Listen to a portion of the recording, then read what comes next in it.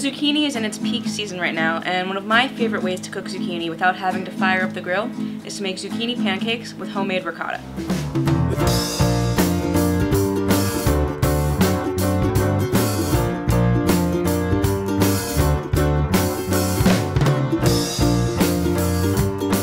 This week on Working Class Foodies. Ricotta is by far the easiest cheese to make yourself at home, and once you've made homemade ricotta, you will never go back to the grocery store version ever again. To make ricotta, all you need to do is add an acid to boiling milk to curdle the milk, which will then separate into curds, which are the solids, from the whey, which is the liquid. I used a quart of 2% milk. You can use whole milk or skim milk. If you're going to use 2% or skim, I recommend you add in about a tablespoon of heavy cream just to add a little bit of fat and creaminess to it. I brought my quart of milk to a boil, and then I added in 2 tablespoons of lemon juice to curdle the milk. 2 minutes later, my milk had curdled, and I poured the curds and the whey through a strainer lined with a paper towel to separate them. You can change the consistency of your ricotta by straining it longer. You can also use a cheesecloth to separate your curds from your whey. Whatever you do, don't throw out your whey. It's full of nutrients and proteins, and you can save it to use as a liquid for boiling pasta in, or feed it to your dogs or cats. They will love it. Once I had separated out my curds from my whey, I poured my curds into a bowl and mixed in some salt, some black pepper, a little lemon zest,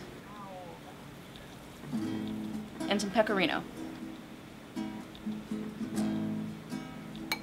You can also flavor it with thyme or rosemary or whatever you like, depending on what you're going to use it for. Another important reason to save your whey is if your ricotta gets too dry as it cools, you can add a little more whey back into it to lighten it up. You can store your ricotta in an airtight container in the fridge for probably about a week, but if yours comes out tasting as good as mine does, you will want to eat it right away. It's pretty good.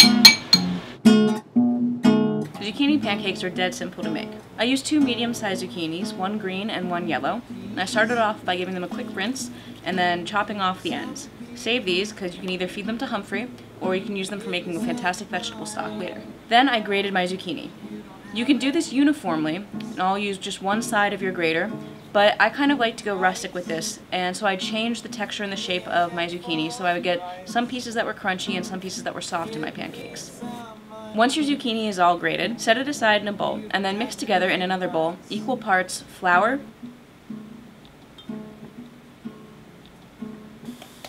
and seltzer water. I used 1 cup of each. The seltzer water helps create a light, airy batter, and it helps everything bind together without the use of an egg, which makes this recipe vegan-friendly, with a pinch of salt and a little bit of fresh black pepper. Stir the seltzer water, flour, and salt together until a soft, sticky batter forms. Then fold in all of your zucchini. It will seem at first like way too much zucchini, but it's actually not. You just want to coat the zucchini in the batter. Then heat an inch or 2 of olive oil in a pan, just enough to coat the bottom of the pan. When the oil is hot, scoop out your batter and form thin pancakes, which you then will slide into the oil.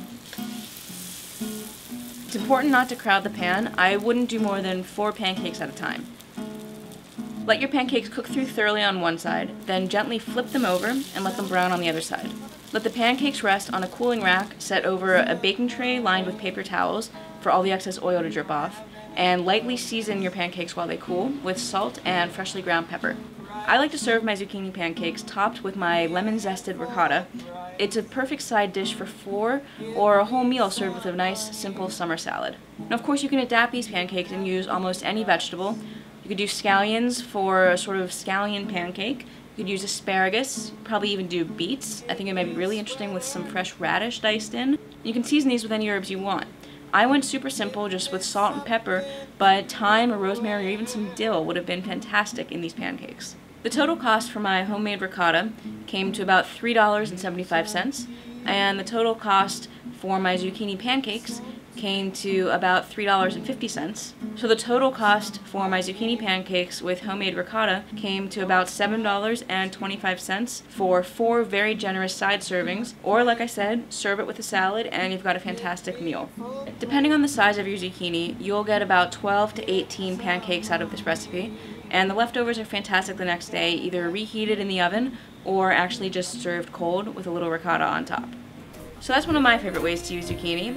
Write in, let me know what your favorite zucchini recipe is, and if you've made homemade ricotta before, let me know how you like to flavor it. And we'll see you next week on Working Class Foodies.